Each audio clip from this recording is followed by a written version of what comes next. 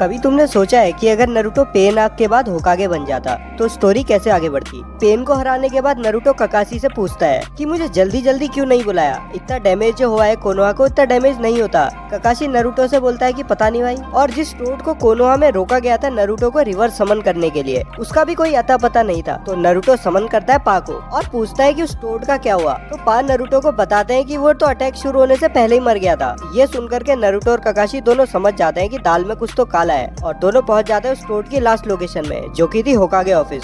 वहाँ ककाशी बोलता है कि जो भी हुआ है यही हुआ है और वो सब इस क्रिस्टल बॉल में रिकॉर्ड हो चुका होगा। तो नरूटो ककाशी से बोलता है कि देख भाई हुआ क्या था, पर एक प्रॉब्लम थी। ककाशी को नहीं पता था कि इस बॉल को यूज कैसे करते हैं, लेकिन वो एक ऐसे शिनोबी को जानता था जिसे इसे यूज करना आता था। तब नरूटो और ककाशी दोनों पहुंच जाते हैं किसुके के पास और उसे सारी बात बताते हैं।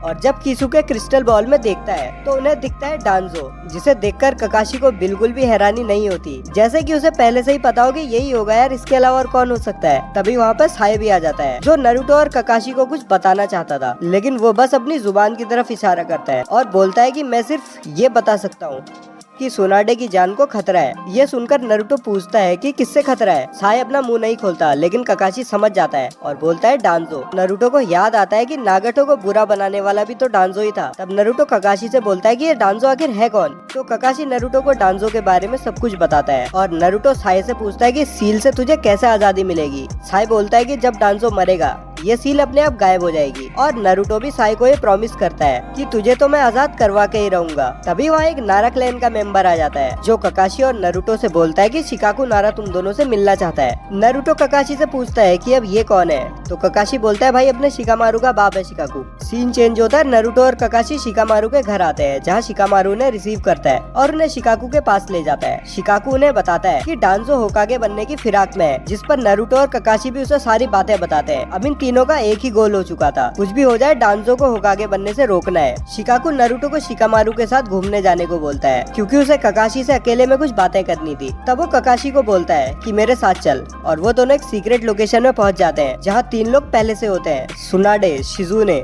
और साकुरा। यहाँ शिकाकू बोलता है कि सुनाडे को होश आने में भी बहुत टाइम लगेगा और ये बात डांजो को भी पता है, इसीलिए वो अपनी चालें चल रहा है। तो ककाशी पूछता है कि क्या करना है अब। शिकाकू बोलता है कि प्लान तो है और ककाशी को अपना प्लान सुनाता है। उसका प्लान सुन करके सब हैरान रह जाते हैं क्योंकि वो नरूटो को 6th होकागे बनाना चाहता था। सरप्राइजिंगली ककाशी को ये आइडिया बढ़िया लगता है और वो बाकियों को भी समझा देता है कि नरूटो से अच्छा कैंडिडेट दूसरा नहीं हो सकता। विलेज में सब उसे हीरो मानते हैं, उसने ककाशी और जिराय के अंडर ट्रेन किया है। यहाँ ककाशी ये भी बताता है कि नरूटो 4th होकागे का बेटा भी है और उसका ड्रीम भी है होकागे बनने का, तो उससे अच्छा कैंडिडेट दूसरा कैसे हो सकता है। ककाशी ये भी बताता है कि सेज बनने के बाद नरूटो थोड़ा और स्मार्ट हो गया है, जैसे कि उसे एनलाइटमेंट मिल गई हो। यहाँ से सीन शिफ्ट होता है नरूटो और शिकामारू की तरफ। दोनों घूम रहे थे, तभी उनके सामने साय आ जाता है और इनडायरेक्टली चीजें बोलने लगता है जिनका मतलब शिकामारू समझ जाता है। डांजो ने एक मीटिंग बुलाई है। उधर ककाशी और शिकाकू को भी इसकी खबर लगती है और वो लोग मीटिंग वाली जगह में पहुंच जाते हैं। वहाँ डांजो, एल्डर्स, फायर डेमियो सभी क्लैन के हेड्स होते हैं और उनमें से कोई भी डांजो को होकागे नहीं बनाना चाह रहा था। तब डांजो कोटोमात्सुकामी यूज करता है फायर डेमियो के ऊपर और यहाँ से मामला डांजो की तरफ झुकने लगता है। तभी कोई जोर से दरवाजा खोलता है और दरवाजा खोल के अंदर आते हैं नरूटो और शिकामारू। उनके साथ पा भी होते हैं जिनके हाथ में होती है हिरुजेन की क्रिस्टल बॉल। डांजो बोलता है कि तेरे को यहाँ आने को किसने बोला। नरूटो बिना उसका जवाब दिए सीधा फायर डेमियो के पास जाता है और क्योंकि नरूटो सेज मोड में वहाँ आया था तो वो सेंस कर लेता है कि फायर डेमियो गेंजुत्सु के इन्फ्लुएंस में है और डेमियो को जैसे ही इसका एहसास होता है ये गेंजुत्सु टूट जाता है। तभी नरूटो फायर डेमियो को सारी बातें बताता है। फायर डेमियो डांजो को अरेस्ट करने को बोलते हैं। तभी वहाँ 15 रूट ऑनबूस आ जाते हैं और डांजो वहाँ से मौका देख करके भाग लेता है। इधर ककाशी भी सिर्फ एक इशारा करता है और हर जगह से होकागे के ऑनबूस आना शुरू हो जाते हैं और सारे रूट ऑनबूस को वो लोग एप्रीहेंड कर लेते हैं। तभी बाहर से एक्सप्लोजन्स की आवाज आने लगती है। सभी लोग बाहर देखते हैं जहाँ नरूटो और डांजो की फाइट चालू थी। ककाशी तैयार था बीच में कूदने को, लेकिन डेमियो उसे रोक लेता है।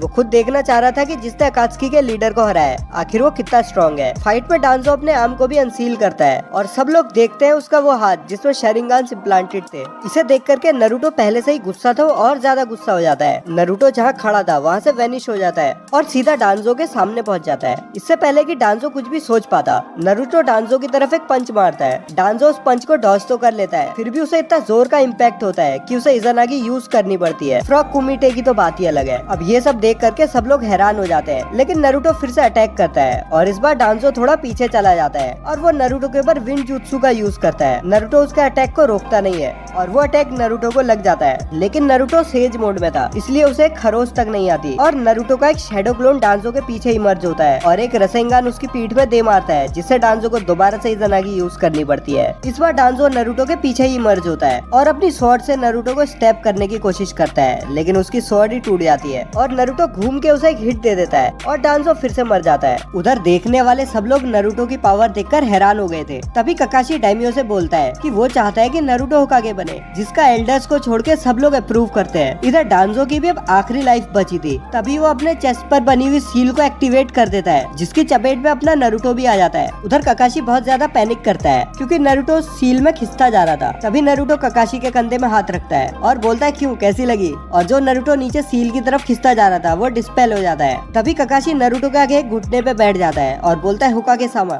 नरूटो बोलता है भाई मैं हूँ सबसे बड़ा प्रैंकस्टर, मेरे साथ क्यों प्रैंक कर रहा है तू? तभी वहाँ जितने भी लोग होते हैं सब ककाशी को फॉलो करते हुए वही करते हैं जो ककाशी ने किया था। अब नरूटो भी समझ जाता है कि ये लोग मजाक नहीं कर रहे हैं और ये सब सीरियस है। तब डेमियो भी बोलता है कि नरूटो उजुमाकी, इस काउंसिल ने तुम्हें 6th होकागे सेलेक्ट किया है, क्या तुम इस काउंसिल के डिसीजन को एक्सेप्ट करते हो? नरूटो भी मान जाता है, लेकिन नरूटो बोलता है कि वो 1 महीना टोड्स के साथ ट्रेन करना चाहता है, तब तक मेरी जगह शिकागो संभाल लेगा। सब मान जाते हैं और नरूटो पास से बोलता है कि चलो ट्रेनिंग स्टार्ट करते हैं और नरूटो वहाँ से सीधा टोड्स के पास पहुँच जाता है और 1 महीना वो बहुत मेहनत से ट्रेन करता है। टोड्स नरूटो को निंजुत्सु सिखाते हैं और शैडो क्लोन्स की हेल्प से नरूटो सारे 5 चेंजेस इन चाक्रा नेचर्स को सीख जाता है। वो फिजिकली भी खुद को ट्रेन कर रहा होता है और पा नरूटो को पॉलिटिक्स भी सिखा रहे होते हैं और नरूटो खुद से फ्लाइंग राइजिन भी सीखने की कोशिश कर रहा होता है और काफी क्लोज भी आ जाता है, लेकिन यहाँ उसे सक्सेस नहीं मिलती। नरूटो का मेन फोकस रहता है सेज जुत्सुस को मास्टर करने में और पाक खुद ये बात बोलते हैं कि नरूटो का सेज मोड अब हाशिरामा के लेवल पे पहुंच रहा है और नरूटो अपने बेस फॉर्म में भी एक कागे लेवल शिनोबी बन चुका था। तभी गामा मारू नरूटो को बुलाता है और बोलता है कि उसे अपनी डार्कनेस को हराना होगा, जिसके बाद वो हाशिरामा को सेज मोड में सरपास कर पाएगा।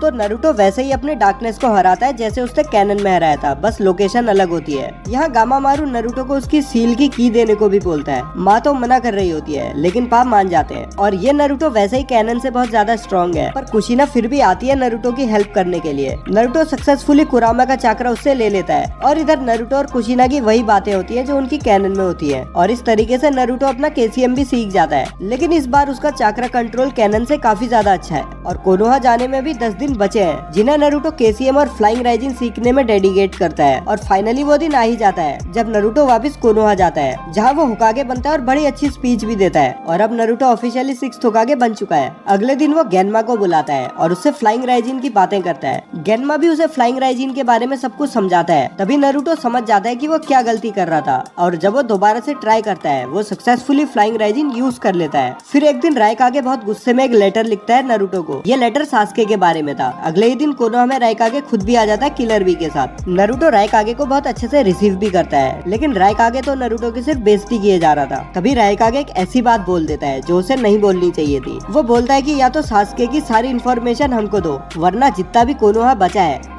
वो भी नहीं रहेगा। बी राइकागे को शांत कराने की कोशिश तो कर रहा होता है, लेकिन राइकागे नहीं मानता और दोबारा से नरूटो को कोनोहा के डिस्ट्रक्शन की धमकी देता है। ये सब सुन करके नरूटो को गुस्सा आ जाता है और उससे पहले कि कोई कुछ बोल पाता, नरूटो अपना और कुरामा का चाकरा रिलीज करता है और दोनों राइकागे और किलर बी को फील होता है कि उन्होंने कितनी बड़ी गलती कर दी है। दोनों ने अपनी जिंदगी में कभी भी ऐसा प्रेशर महसूस नहीं किया था और नरूटो बोलता है कि कोनोहा स्ट्रॉन्गेस्ट था, कोनोहा अभी भी स्ट्रॉन्गेस्ट है और कोनोहा हमेशा स्ट्रॉन्गेस्ट ही रहेगा। और जो तूने अभी बोला है, अगर तूने ऐसा करने का सोचा भी तो मैं आऊंगा क्लाउड विलेज में और वहाँ क्यूबी को रिलीज कर दूंगा। यहाँ पूरी बेइज्जती कराने के बाद राइकागे और किलर भी वापस चले जाते हैं। राइकागे बी से बोलता है कि 8 टेल्स को पूछ कि क्या वो क्यूबी को हरा सकता है। इसके बाद 8 टेल्स जो बोलता है राइकागे की फट जाती है। वो बोलता है कि अगर बाकी के सारे टेल भी मिलकर के भी कुरामा से लड़ाई करें वो फिर भी कुरामा को नहीं हरा पाएंगे। तो राइकागे समझ जाता है कि इधर चुपचाप रहने में ही मेरी भलाई है। उधर होकागे ऑफिस में नरूटो होता है कोनोहा 11 और उनके जोनिन सेंसेस के साथ और उन्हें वो सास्के के बारे में अपडेट देता है। साकुरा अभी भी होपफुल थी, लेकिन नरूटो उसकी होप को क्रश कर देता है, उसे चुप कराता है और ये बोलता है कि अब सास्के ने हद पार कर दी है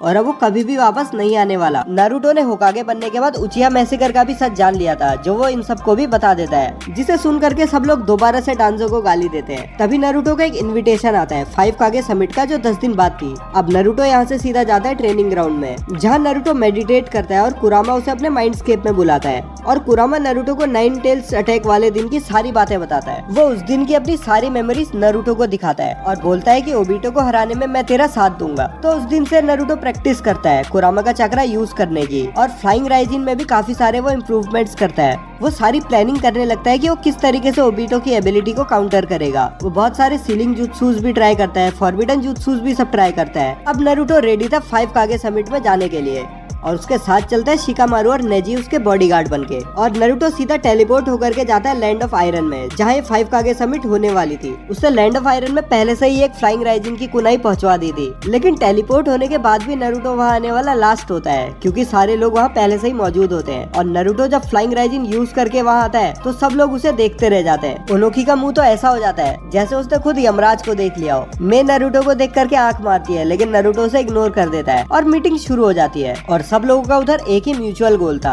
अकात्सुकी का डिस्ट्रक्शन। तभी वहाँ जेत्सु आ जाता है और सास्के के आने का बताता है। सब लोग सास्के को ढूंढते हैं और उसके सामने पहुंच जाते हैं। सास्के भी हैरान हो जाता है कि नारुतो होकागे बन गया है और उसने डांजो को भी मार दिया है। तो सास्के अब नारुतो को मारना चाहता था, क्योंकि उसने उसका रिवेंज उससे छीन लिया था डांजो को खुद मार करके। राइकागे सास्के के सामने पहुंच जाता है। सास्के अमातेरासु यूज करके राइकागे का हाथ जलाने लग जाता है। तभी नारुतो एक स्क्रोल को खोलता है और अमातेरासु उसमें एब्जॉर्ब होने लगती है। ये देखकर सास्के और ज्यादा किलस जाता है और नारुतो पर अटैक कर देता है। पर नारुतो ने पहले से ही अपना मन बना लिया था कि अगर कोनोहा को सेफ रखना है तो सास्के को तो मरना ही होगा। सास्के के ऊपर एक अजीब सी कुनाई आती है, जिसे सास्के बच तो जाता है, लेकिन तभी नारुतो उसके सामने टेलीपोर्ट होता है और रसेंगान सीधा उसके चेहरे पे मारता है और सास्के का खेल इधर खत्म हो जाता है। सास्के के मरते ही नारुतो भी बेहोश हो जाता है और उसे माइंडस्केप पे बुलाया था हागोरोमो ने, जो सास्के के मरने पे दुख जताता है और इंद्रा और आशुरा दोनों की ही पावर्स नारुतो को दे देता है और उससे बोलता है कि कुछ भी हो जाए जेत्सु जिंदा नहीं बचना चाहिए। इधर ओबिटो भी आ जाता है और नारुतो के ऊपर अटैक करने शुरू कर देता है। तभी नारुतो अपनी आंखें खोलता है और बोलता है ऑल माइटी पुश। ओबिटो जो कि प्रिपेयर्ड नहीं था, वो बहुत दूर जा करके गिरता है। नेजी और शिकामारू नारुतो के सामने खड़े हो जाते हैं, लेकिन नारुतो उन्हें पीछे हटने को बोलता है और ओबिटो को बोलता है कि मैं तेरा ही तो इंतजार कर रहा था। नारुतो एक बड़ा सा स्क्रोल खोलता है जिसमें एक सील होती है। उस सील को नारुतो जमीन में ट्रांसफर कर देता है और उस सील से एक डोम बनने लग जाता है, जिसके अंदर सब लोग ट्रैप हो जाते हैं। ओबिटो कहता है कि इसका क्या फायदा। नारुतो बोलता है टेलीपोर्ट होके तो देख। ओबिटो ट्राई करता है टेलीपोर्ट करने का, मगर वो ऐसा नहीं कर पाता। नारुतो बोलता है कि इस बैरियर के अंदर स्पेस टाइम जुत्सुस को यूज नहीं कर सकता कोई भी। ओबिटो बोलता है कि तू भी तो फ्लाइंग राइजिन यूज नहीं कर पाएगा। नारुतो बोलता है कि मुझे उसकी जरूरत भी नहीं पड़ेगी। नारुतो KCM 2 और सेज मोड दोनों में एंटर करता है और ओबिटो को अच्छे से वो डोमिनेट करने लगता है। ओबिटो जिसने हमेशा से अपनी कामुई पे रिलाई किया है जीतने के लिए, वो हार जाता है और नारुतो उसकी भी फाइल निपटा देता है। इसके बाद एक टीम बनाई जाती है जो ढूंढ ढूंढ करके सारे अकात्सुकी मेंबर को ठिकाने लगा देती है, लेकिन जेत्सु का कोई अता पता नहीं चलता। ऐसे ही 15 साल बीत जाते हैं और जेत्सु बैठ के सोच रहा होता है कि कब अगले रीइंकार्नेशन आएंगे और कब मैं अपना काम दोबारा करूंगा। तभी के लिए तुम बाकी के वीडियोस को एंजॉय करो।